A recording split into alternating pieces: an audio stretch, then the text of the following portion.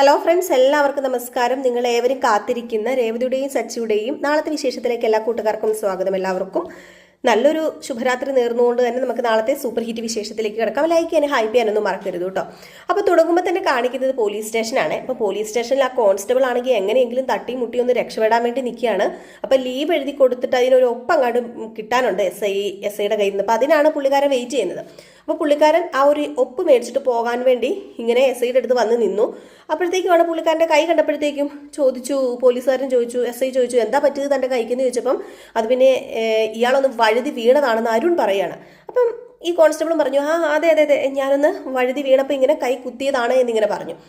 ഏതായാലും ഈ സമയത്ത് എസ് ഐ പറയുന്നുണ്ട്, എന്നാൽ പിന്നെ ഒരു കാര്യം ചെയ്യുക, താൻ ലീവ് എഴുതി വെച്ചോളൂ, ഞാൻ സൈൻ ചെയ്യാം, എന്നിട്ട് താൻ എത്രയും പെട്ടെന്ന് വീട്ടിൽ പൊക്കോളൂ, കൈക്കൊന്നും വയ്യാതെ ഇവിടെ നിൽക്കേണ്ട എന്നിങ്ങനെ പറഞ്ഞു. അപ്പോഴാണ് രേവതി സച്ചി അവിടെ നിൽക്കുന്നത്. അപ്പം രേവതി സാറിനോട് പറഞ്ഞു, എസ് ഐ സാറിനോട് പറഞ്ഞു, അത് പിന്നെ സാറേ എൻ്റെ സച്ചേട്ടൻ നിരപരാധിയാണ്, എൻ്റെ സച്ചേട്ടൻ ഒരു തെറ്റ് ചെയ്തിട്ടില്ല, സച്ചേട്ടൻ്റെ വണ്ടി ഈ അരുൺ സാറ് ഇവിടെ പിടിച്ചിട്ടിരിക്കുകയാണെന്ന് പറഞ്ഞു. അപ്പം പെട്ടെന്ന് നമ്മുടെ രേവതിനെ ഒന്ന് നോക്കിയിട്ട് എസ് ഐ ചോദിച്ചു, അല്ല എന്നും നിങ്ങൾ ഈ കേസുമായിട്ട് വരുന്നത് എന്താ നിങ്ങളുടെ ഉദ്ദേശം? പറ്റത്തില്ല, ഇത് പറ്റത്തില്ല, ഞാൻ ഇനി നിങ്ങളെ സഹായിക്കത്തില്ല, പലതവണ ഞാൻ സഹായിച്ചിട്ടുണ്ട് രേവതി, പക്ഷേ ഇനി ഞാൻ സഹായിക്കത്തില്ല എന്നും പറഞ്ഞുകൊണ്ട് നമ്മുടെ എസ് ഐ അങ്ങോട്ട് കൈ ഒഴിയാണ്. എന്നിട്ട് എസ് ഐ ചോദിക്കുന്നുണ്ട്, ഇവരെ ആരെ ഇങ്ങോട്ടേക്ക് കടത്തി വിട്ടത്, ഇപ്പം ആരോടാ ഇവരോട് ഇങ്ങോട്ടേക്ക് വരാൻ പറഞ്ഞത് എന്ന് ചോദിച്ചു എസ് ഐ ഇങ്ങനെ ദേഷ്യപ്പെടുക. ഇത് കേട്ട് കഴിഞ്ഞപ്പോഴത്തേക്കും ഉണ്ടല്ലോ നമ്മുടെ അരുൺ ഭയങ്കരമായിട്ട് ചിരിക്കാൻ തുടങ്ങി കേട്ടോ. അപ്പോഴത്തേക്കും രേവതിക്ക് ഉറപ്പായി ആ പോലീസുകാരൻ എല്ലാം പറഞ്ഞാൽ മാത്രമേ നമ്മുടെ സച്ചിനെ രക്ഷപ്പെടുത്താൻ സാധിക്കത്തുള്ളെന്ന്. അപ്പോൾ അങ്ങനെ നമ്മുടെ രേവതി ആണെങ്കിൽ പറയുന്നുണ്ട്, വീണ്ടും എടുത്ത് പറയുന്നുണ്ട്, ഞങ്ങളുടെ ഭാഗത്ത് ഒരു തെറ്റുമില്ല, പ്ലീസ് സാർ എൻ്റെ സച്ചേട്ടനെ വിടണം എന്നല്ല, വണ്ടി എങ്ങനെയെങ്കിലും വിട്ടു തരണം. ഇദ്ദേഹം ഉണ്ടല്ലോ കാണിക്കുന്നത് ഭയങ്കര തെറ്റാണ്. ഈ അരുൺ സാറ് വെറുതെയാണ് ഇതെല്ലാം ഉണ്ടാക്കി പറയുന്നത്. ഈ അരുൺ സാറിന് അറിയാം ഈ വണ്ടിക്ക് ബ്രേക്ക് ഇല്ലായിരുന്നുവെന്ന്. ഈ ബ്രേക്ക് ഇല്ലാത്തത് കൊണ്ട് തന്നെയാണ് ഇദ്ദേഹത്തിൻ്റെ കൈയും വണ്ടി ഓടിച്ചപ്പോഴത്തേക്കും ഇടിച്ച് കൈ ഇങ്ങനെ ഒടിഞ്ഞത്, അല്ലാതെ വഴുതി വീണതൊന്നും അല്ല എന്നിങ്ങനെ പറഞ്ഞു കഴിഞ്ഞപ്പോഴത്തേക്കും നമ്മുടെ അരുൺ പറഞ്ഞു, വെറുതെയാണ് ഈ സ്ത്രീ വെറുതെ പറയുന്നതാണ്, ഭർത്താവിനെ രക്ഷിക്കാൻ വേണ്ടിയുള്ള വെറും നുണ മാത്രമാണ് എന്നിങ്ങനെ പറയുകയാണ് കേട്ടോ. അപ്പോഴത്തേക്കും രേവതി പറയുന്നുണ്ട്, ഞാൻ നുണ പറയുന്നൊന്നുമല്ല, എനിക്ക് നുണ പറയേണ്ട ആവശ്യമില്ല ശ്രീ സാറേ, എൻ്റെ ഭർത്താവ് തെറ്റ് ചെയ്തിട്ടുണ്ടെങ്കിൽ അദ്ദേഹം ശിക്ഷ അനുഭവിച്ചോട്ടെ, എൻ്റെ ഭർത്താവ് തെറ്റ് ചെയ്തിട്ടില്ല, ബ്രേക്ക് ഇല്ലാതെ വരുമ്പം സാധാരണ എവിടെയെങ്കിലും ഇടിച്ച് നിർത്തണ്ടേ, സത്യം പറഞ്ഞാൽ എൻ്റെ ഭർത്താവ് എല്ലാവരെയും രക്ഷിക്കുകയാണ് ചെയ്തത്. എൻ്റെ ഭർത്താവ് ആ വഴി പോകാതെ, അതായത് മെയിൻ റോഡ് വഴി പോകാതെ പെട്ടെന്ന് വളഞ്ഞ് തിരിച്ച് ഒരു ബൈക്ക് ഇരുന്നു, അതിൽ കൊണ്ട് ഇടിപ്പിച്ചു. ഇല്ലായിരുന്നെങ്കിൽ എന്ത് സംഭവിച്ചേനെ? അവിടെ ഉണ്ടായിരുന്ന ആരെങ്കിലും ഒക്കെ വണ്ടി കയറി ഇടിച്ച് ഇന്ന് ആരെങ്കിലും ഒക്കെ മരണപ്പെട്ടേനെ സാറേ. അതുകൊണ്ട് എൻ്റെ സച്ചേട്ടൻ ചെയ്തൊരു നല്ല കാര്യമല്ലേ സാറേ, ഇനിയെങ്കിലും സാറൊന്ന് മനസ്സിലാക്കുക സാറേ, വെറുതെ വിട്, എൻ്റെ സച്ചേട്ടന് ആ വണ്ടി കൊടുക്കും, ഞങ്ങളുടെ അന്നം ഞങ്ങൾ അത് ഓടിച്ചുകൊണ്ടാണ് ഞങ്ങൾ ജീവിക്കുന്നത്, ഞങ്ങളുടെ ഉപജീവന മാർഗമാണ് സാറേ, ഞാൻ കാല് പിടിച്ചു പറയുകയാണ്, ഒരിക്കലും എൻ്റെ സച്ചേട്ടൻ തെറ്റ് ചെയ്തിട്ടില്ല, ഇവരെല്ലാം നുണ പറയുന്നതാണ്, അരുൺ സാറും ഈ നിൽക്കുന്ന പോലീസ് സാറും കൂടി ചേർന്ന് നുണ ഉണ്ടാക്കുന്നതാണ്, ഇവർക്കറിയാം എല്ലാ കാര്യങ്ങളും, അതിന് ബ്രേക്ക് ഇല്ലെന്നൊക്കെ ഇവർക്കറിയാം, എന്നിട്ട് ഇവർ നുണ പറയുന്നതാണെന്ന് പറഞ്ഞ് രേവതി തറപ്പിച്ച് പറഞ്ഞുകൊണ്ട് അവിടെ ഇരിക്കുകയാണ്. അപ്പം നമ്മുടെ എസ് ഐക്ക് എന്തോ ഒരു ചെറിയ സംശയം തോന്നുന്നുണ്ട്, അരുണിനി മനഃപൂർവ്വം ഇവനെ കുരുക്കാൻ വേണ്ടിയിട്ട് ചെയ്തതായിരിക്കുമോ എന്നൊരു ചെറിയ സംശയം. പക്ഷേ അത് പ്രകടിപ്പിക്കാനും പറ്റത്തില്ലല്ലോ. അതുകൊണ്ട് തന്നെ പോലീസുകാരൻ്റെ അടുത്ത് നൈസായിട്ട് ചോദിക്കുന്നുണ്ട്, തൻ്റെ കൈ കുത്തി വീണെന്നൊക്കെ താൻ പറഞ്ഞല്ലോ, അത് സത്യമാണോ? അത് ഇനിയിപ്പം വണ്ടി ഇടിച്ചത് തന്നെയാണോ എന്നിങ്ങനെ ചോദിക്കുന്നുണ്ട്. അപ്പം ആ സാറ് പറയുന്നുണ്ട്, അത് പിന്നെ ഞാൻ വീണത് തന്നെയാണ് സാറേ, ഒരിക്കലും ഞാൻ കള്ളം പറയുന്നതല്ല എന്നിങ്ങനെ പറയുകയാണ്. അപ്പോൾ ഇവരിങ്ങനെ സംസാരിച്ചുകൊണ്ട് ഇരിക്കുന്നതിൻ്റെ ഇടയ്ക്ക് ആ പോലീസുകാരൻ്റെ ഫോണിലേക്ക് ഒരു ഫോൺ വരികയാണ് കേട്ടോ. അപ്പോൾ അത് വേറെ ഒന്നുമല്ല, അയാളുടെ മകളെങ്ങാണ്ടാട്ടോ വിളിക്കുന്നത്. അപ്പം മകൾ വിളിക്കുന്നത് വേറെ ഒന്നിനുമല്ല, പുള്ളിക്കാരി ഗർഭിണിയാണ്. അപ്പോൾ അതുകൊണ്ട് അച്ഛൻ വന്നിട്ട് വേണം ഹോസ്പിറ്റലിലേക്ക് പോകാൻ. അപ്പോൾ അങ്ങനെയൊക്കെ പറഞ്ഞാണ് ഫോൺ വിളിക്കുന്നത്.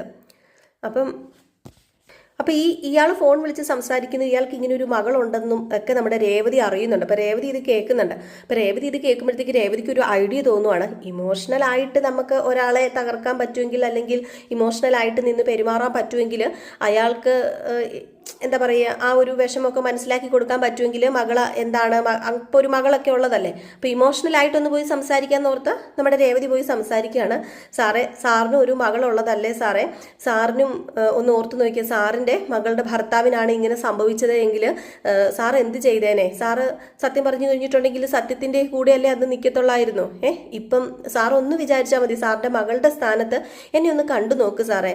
സാറിൻ്റെ മകളുടെ അതേ പ്രായമൊക്കെ തന്നെയല്ലേ എനിക്കും ഉള്ളത്. അപ്പം ഞങ്ങൾക്ക് ഇങ്ങനെ ഒരു ഇത് ഇങ്ങനെ ഞങ്ങളിങ്ങനെ കുരുക്കാൻ നോക്കാതെ ഞങ്ങൾ ഇവിടുന്ന് രക്ഷപ്പെടുത്തി വിടുകയാണെങ്കിൽ സാറൊന്ന് ഓർത്ത് നോക്ക്, സാറിൻ്റെ കൊച്ചിനായിരിക്കും അതിൻ്റെ, സാറിന് ഇപ്പം പ്രസവിക്കാൻ ഇരിക്കുന്ന ഒരു പെങ്കൊച്ചല്ലേ ഉള്ളത്, അതിനായിരിക്കും അതിൻ്റെ പുണ്യം കിട്ടുന്നത്.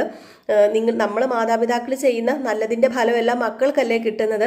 അപ്പം ആ കുട്ടി നല്ല രീതിയിൽ സുഖപ്രസവമൊക്കെ നടക്കാനായിട്ട് ചിലപ്പം ഇതൊക്കെ ഒരു കാരണമാകും. അതുകൊണ്ട് ദയവ് ചെയ്ത് സാറ് സത്യം പറയണം. ദൈവത്തിൻ്റെ മുമ്പിൽ സാറിന് അറിയില്ലേ എന്താ സംഭവം നടന്നതെന്നൊക്കെ. എൻ്റെ സച്ചേട്ടൻ നിരപരാധിയാണെന്നും ആ വണ്ടിക്ക് ബ്രേക്ക് ഇല്ലെന്നും ഒക്കെ സാറിന് അറിയാമെന്നുള്ള കാര്യമല്ലേ സാർ. അതുകൊണ്ട് സാറിൻ്റെ മകളെ ഓർത്ത്, ഇപ്പം പ്രസവിക്കാൻ പോകുന്ന സാറിൻ്റെ മകളെ ഓർത്തെങ്കിലും ഒന്ന് സത്യം പറയണമെന്ന് പറയാം.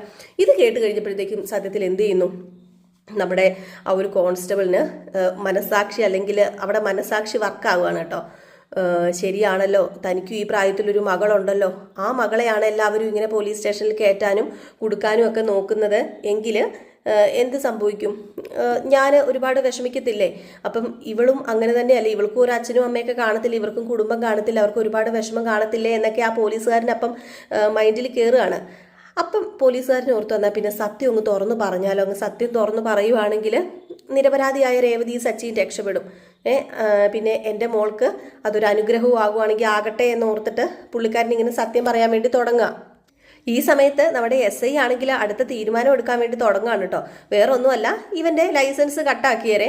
കാരണം ഇവൻ ഇങ്ങനെ ഓരോ ഉപദ്രവമായിട്ട് വന്നു കഴിഞ്ഞിട്ടുണ്ടെങ്കിൽ ഇവിടെ ഒരു സമാധാനം ഇല്ലല്ലോ. അപ്പോൾ ഇവൻ മനഃപൂർവ്വം തന്നെ അരുണിൻ്റെ വണ്ടി ഇടിപ്പിച്ചത് തന്നെയാണ്. അപ്പോൾ അരുണിൻ്റെ വണ്ടി ഇടിപ്പിച്ചത് കൊണ്ട് ഇവൻ്റെ ലൈസൻസ് അങ്ങ് കട്ടാക്കിയേരെ എന്ന് പറഞ്ഞിട്ട് ബാക്കി കാര്യങ്ങളൊക്കെ ചെയ്യാൻ തുടങ്ങിയപ്പോഴത്തേക്ക് രേവതി ചെന്ന് കാല് പിടിക്കുകയാണ്. സാറേ, ഞാൻ സത്യം പറയുകയാണ്, എൻ്റെ സച്ചേട്ടൻ്റെ വണ്ടിക്ക് ബ്രേക്ക് ഇല്ലായിരുന്നു സാറേ, അത് ഞാൻ എൻ്റെ ചെവിയും കൊണ്ട് കേട്ടതാ. ഇവിടെ ഈ സാറ് വേറൊരു സാറിനോട് പറയുന്നത് ഞാൻ കേട്ടതാ സാറേ, ഞാൻ കാല് പിടിച്ചു പറയാം, എൻ്റെ സച്ചേട്ടനെ വെറുതെ വിടണം എന്നൊക്കെ പറയുന്നുണ്ട്. എന്നിട്ട് ഓടിച്ചെന്ന് മറ്റേ പോലീസുകാരൻ്റെ അടുത്തേക്ക്, മറ്റേ പോലീസുകാരൻ ലീവൊക്കെ എഴുതി കൊടുത്തിട്ട് പോകാൻ തുടങ്ങുകയാണ് കേട്ടോ. അപ്പോഴത്തേക്കും മറ്റേ പോലീസുകാരൻ്റെ അടുത്ത് വീണ്ടും ചെന്ന് നമ്മുടെ രേവതി കാല് പിടിക്കുകയാണ്. ദേ, നിങ്ങളുടെ മകളുടെ സ്ഥാനത്ത് എന്നെ ഒന്ന് കാണ്. ഒരവസ്ഥ ഓർത്ത് നോക്കിയാൽ ഞങ്ങൾക്ക് ഏക വരുമാന മാർഗമെന്ന് പറയുന്നത് ഈ ഒരു വണ്ടി മാത്രമാണ്. അപ്പം സാർ ഇങ്ങനെയൊക്കെ ചെയ്ത് കഴിഞ്ഞിട്ടുണ്ടെങ്കിൽ ഒന്ന് ഓർത്ത് നോക്കിക്കേ, ഞങ്ങൾക്ക് വേറെ എന്താ ജീവിക്കാനുള്ള മാർഗം ഉള്ളത്? അതുകൊണ്ട് സാറിന് അറിയാലോ കാര്യങ്ങളൊക്കെ. സാർ ദയവ് ചെയ്ത് സാറിൻ്റെ മകൾക്ക് ഈ പുണ്യം കിട്ടാൻ പോകുന്നത് എനിക്കൊന്നുമല്ല. സാറ് ഒരു നല്ല കാര്യം ചെയ്തിട്ടുണ്ട്, അതിൻ്റെ പുണ്യം സാറിൻ്റെ മകൾക്കല്ലേ കിട്ടാൻ പോകുന്നത്. അപ്പോൾ ദയവ് ചെയ്ത് സാർ ഒരു കാര്യം ചെയ്യണം സാറേ, ദയവ് ചെയ്ത് എൻ്റെ പൊന്ന് സാറേ ഒന്ന് SI സാറിനോട് പറയണമെന്ന് പറയാം. അപ്പോൾ ഇയാൾക്ക് വീണ്ടും ഇമോഷണലി തോന്നുകയാണ് കേട്ടോ, സത്യം പറഞ്ഞേക്കാം, എൻ്റെ മോള് പ്രസവിക്കാൻ വേണ്ടി കയറുന്ന സമയമാണ്, ദൈവം ഇനി എന്താ എന്നൊന്നും അറിയത്തില്ലല്ലോ എന്ന് ഓർത്തിട്ട് ഇയാൾ ചെന്നിട്ട് SIയോട് പറഞ്ഞു, സാറേ എനിക്കൊരു കാര്യം പറയാനുണ്ടെന്ന് പറഞ്ഞു. അപ്പോൾ എന്താണോ, താൻ ഇതുവരെ പോയില്ലേ, തനിക്കല്ലേ ലീവ് വേണമെന്ന് പറഞ്ഞത്, എന്നിട്ട് താൻ എന്താ ഇതുവരെ പോകാത്തതെന്ന് ചോദിച്ചു.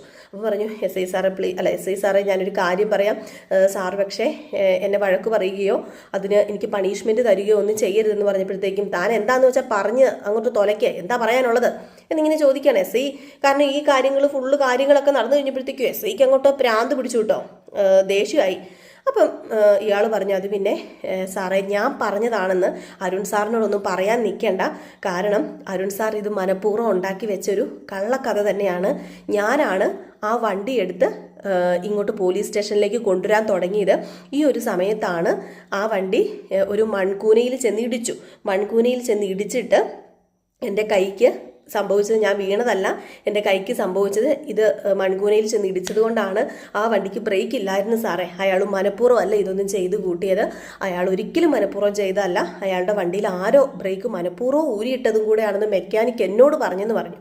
ഇത് കേട്ടത് SI പറഞ്ഞു, താനീ പറയുന്നത് സത്യമാണോ എന്ന് ചോദിച്ചു. പറഞ്ഞു, അതെ സാറേ ഞാൻ ഈ പറയുന്നത് സത്യമാണ്, പക്ഷേ അരുൺ സാറ് എന്നോട് പറഞ്ഞിരുന്നു, അവർക്കിടയിൽ ഒരു വലിയൊരു വൈരാഗ്യമൊക്കെ ഉണ്ട്, അപ്പം അവർ എന്തോ എന്നോട് പറഞ്ഞു, അപ്പോൾ അതുകൊണ്ടാണ് സത്യം പറഞ്ഞാൽ ഞാൻ ഇതങ്ങ് പറയാതിരുന്നത്? സാറേ, ഇതിനൊരു പണിഷ്മെൻ്റ് ഒന്നും എനിക്ക് തരരുത്, എൻ്റെ മോള് പ്രസവിക്കാൻ വേണ്ടി അവിടെ വെയിറ്റ് ചെയ്യാണ്, അതിൻ്റെ ഇടയ്ക്ക് ഒരു നുണയും കൂടെ പറഞ്ഞ് എൻ്റെ മക്കൾക്ക് ഒരു പാവം ഉണ്ടാക്കി വെക്കാൻ എനിക്ക് പറ്റാത്തത് കൊണ്ട് പറഞ്ഞത്. ആ പെങ്കൊച്ചിൻ്റെ മുഖമൊക്കെ കണ്ടിട്ട് എനിക്ക് പാവം തോന്നുകയാണ്, അപ്പോൾ അതുകൊണ്ട് അവരെ വെറുതെ വിടണമെന്ന് പറഞ്ഞു. അങ്ങനെ വിട്ടാൽ ശരിയാവത്തില്ലല്ലോ. മനഃപൂർവ്വം ഒരാളുടെ പേരിൽ കേസെടുക്കാൻ വേണ്ടി തുടങ്ങുക. വാശിയും വൈരാഗ്യവും ഒക്കെ പോലീസുകാർ എന്തിനു മനസ്സിൽ വെച്ചുകൊണ്ടിരിക്കുന്നതാ? നിങ്ങൾ നിയമം എന്താണ്, അല്ലെങ്കിൽ ശരി എന്താണ്, തെറ്റേതാണെന്ന് കാണിച്ചു കൊടുക്കേണ്ട ആൾക്കാരല്ലേ? നിങ്ങൾ തന്നെ ഇതൊക്കെ ചെയ്തു കഴിഞ്ഞിട്ടുണ്ടെങ്കിൽ എങ്ങനെയാണോ ശരിയാവുന്നത്? ഇപ്പം ഇയാളുടെ മുമ്പിൽ ഞാൻ ആരായി? രേവതിയുടെ സച്ചിയുടെ മുമ്പിൽ ഞാൻ ആരായി? ഞാൻ അവരെ കുറ്റപ്പെടുത്തി ഇപ്പോൾ ഓരോ കാര്യം പറഞ്ഞുകൊണ്ടിരിക്കുകയല്ലായിരുന്നോ? നിങ്ങൾ വിശ്വസിച്ചിട്ടല്ലേ ഞാൻ ഇതൊക്കെ പറഞ്ഞത്? അരുണിനെ വിളിച്ചേ എന്ന് പറഞ്ഞു. ഏതായാലും ഇങ്ങനെ അരുണിനെ വിളിച്ചു കേട്ടോ. എന്താ സാറേ വിളിച്ചതെന്ന് ചോദിച്ചു. പറഞ്ഞു, താൻ തെമ്മാടിത്തരം കാണിച്ചു കൂട്ടുന്നതിന് ഒരു പരിധി ഉണ്ട് കേട്ടോ. ഇനി തെമ്മാടിത്തരം കാണിച്ചു കൂട്ടി കഴിഞ്ഞിട്ടുണ്ടെങ്കിൽ തൻ്റെ തൊപ്പി തെറിപ്പിക്കുന്ന വേല എൻ്റെ കയ്യിലുണ്ടെന്ന് പറയുമ്പോൾ, സാറേ എന്താ ഈ പറയുന്നത്? അയാൾ മനഃപൂർവ്വം എൻ്റെ ബൈക്കിലോട്ട് കൊണ്ടുവന്ന് ഇടിച്ചതാണ്, ഒരിക്കലും മനഃപൂർവ്വം അല്ല, ഞാൻ നുണ പറയുന്നതല്ല സാറേ എന്നൊക്കെ പറഞ്ഞ് കിടന്നങ്ങോട്ട് പരവേശപ്പെടുന്നു, വെപ്രാളപ്പെടുന്നു, അങ്ങനെ വല്ലാത്തൊരു ഇത്. അപ്പോൾ പറഞ്ഞു, താൻ നിർത്ത്, സത്യങ്ങളൊക്കെ ഞാൻ അറിഞ്ഞു. തനിക്ക് എന്തെങ്കിലും ദേഷ്യവും വൈരാഗ്യവും ഒക്കെ ഉണ്ടെങ്കിൽ താൻ നേരിട്ട് പോയി തീർക്കണം, അല്ലാതെ ഒരു നിരപരാധിയെ ചുമ്മാ ഒരു കേസിൽ കൊണ്ടിട്ട് താൻ പോലീസാണെന്ന് പറഞ്ഞുകൊണ്ടല്ലേ ഇപ്പം താൻ ഈ ഒരു കുരുക്കെല്ലാം കൂടി എടുത്ത് അവൻ്റെ തലയിൽ വെച്ച് കൊടുക്കാൻ തുടങ്ങിയത്? തനിക്ക് നാണമില്ലേടോ? തനിക്കൊരു എത്തിക്സ് ഇല്ലേ? താൻ ഇട്ടേക്കുന്ന ആ ഒരു വേഷത്തിനൊരു എത്തിക്സ് ഇല്ലേ? അതെങ്കിലും തനിക്ക് ചെയ്യത്തില്ലേ എന്നൊക്കെ ചോദിച്ചു കഴിഞ്ഞപ്പോഴത്തേക്കും അത് പിന്നെ സാറേ എന്ന് പറഞ്ഞു. അപ്പോഴത്തേക്കും സച്ചി രേവതി ഇങ്ങ് വരാൻ പറഞ്ഞു. അങ്ങനെ സച്ചിനെ രേവതിനെയും SI വിളിച്ചു കേട്ടോ. അപ്പോൾ എന്താ സാറിന് ചോദിച്ചപ്പോഴത്തേക്കും, നിങ്ങൾ നിരപരാധിയാണെന്ന് എനിക്ക് മനസ്സിലായി. ആ പോലീസുകാരനെല്ലാം പറഞ്ഞു. ഇവിടെ ചെയ്തിരിക്കുന്ന തെറ്റ് ഈ അരുണാണ്. ഏതായാലും അരുൺ സച്ചിയോട് രേവതിയോട് മാപ്പ് ചോദിച്ചേ പറ്റത്തുള്ളൂ, അല്ലാതെ ഇതിന് വേറൊരു സൊല്യൂഷൻ ഇല്ല. അപ്പോൾ അതുകൊണ്ട് മാപ്പ് ചോദിക്കാൻ പറഞ്ഞു. അപ്പോൾ എന്ത് ചെയ്യുന്നു നമ്മുടെ അരുൺ പറഞ്ഞു, അത് പിന്നെ സാറേ എന്തത് പിന്നെ, തനിക്ക് എന്താണോ മാപ്പ് ചോദിക്കാൻ ഇത്ര മടി? താനല്ലേ ഇത്രയും കന്നന്തിരിവ് കാണിച്ചു വെച്ചത്?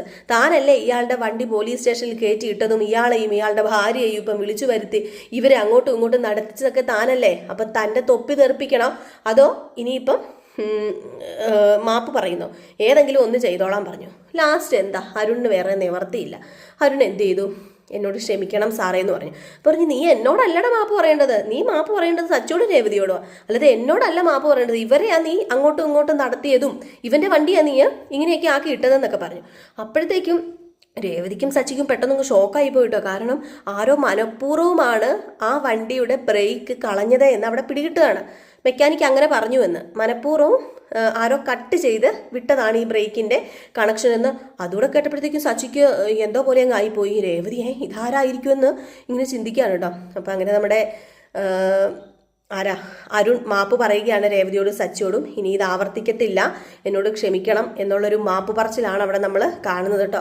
ഏതായാലും സച്ചി രേവതിയും വണ്ടിയൊക്കെ എടുത്തുകൊണ്ട് അവിടെ നിന്ന് പോകുന്നുണ്ടെങ്കിലും സച്ചിക്കും രേവതിക്കും അറിയണം ഇനി ആരാണ് ആ ബ്രേക്ക് കളഞ്ഞത് എന്ന്. അങ്ങനെ ഇവർ വണ്ടിയിൽ ഇരുന്നുകൊണ്ട് തന്നെ സംസാരിക്കുകയാണ്. അല്ല സച്ചിയേട്ടാ, നമ്മളോട് ആർക്കും ഇത്ര വൈരാഗ്യവും വിരോധവും ഒക്കെ ഉള്ളത് ബ്രേക്ക് കളയാനായിട്ടെന്ന് പറഞ്ഞപ്പോഴത്തേക്കും, രേവതി കഴിഞ്ഞ ദിവസം ആന്റണീനെ നീ പോയി തല്ലിയില്ലേ?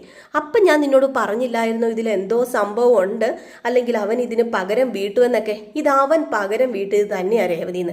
രേവതി ഇത് കേട്ട് കഴിഞ്ഞപ്പോഴത്തേക്കും, അയ്യോ ഇനിയിപ്പം ആന്റണി ആയിരിക്കും ഇത് ചെയ്തത്.